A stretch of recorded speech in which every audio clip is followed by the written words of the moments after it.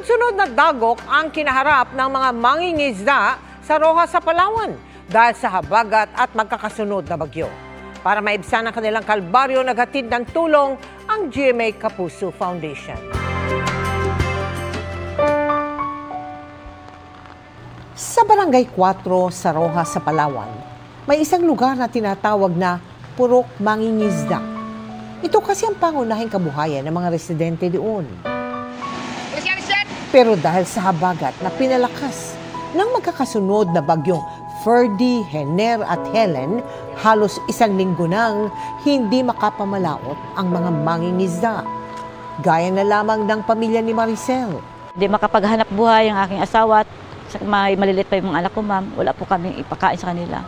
Pati yung mga anak ko, ma'am, nanireviews na eh. Gabi-gabi talaga nag-ayak sila kay bakit daw baka araw magbigla na naman dumasira ang bahay namin. Kabilang ang Barangay 4 sa pinadapa ng Super Typhoon Odette noong 2021. Kaya naman sa tuwing may bagyo, nanunumbalik ang trauma ni Vilma. Pumanaw raw kasi ang kanyang anak dahil sa bagyong Odette. Nervous talaga ako. Masakit talaga. Tatlong taon na pero hindi ko pa rin matanggap.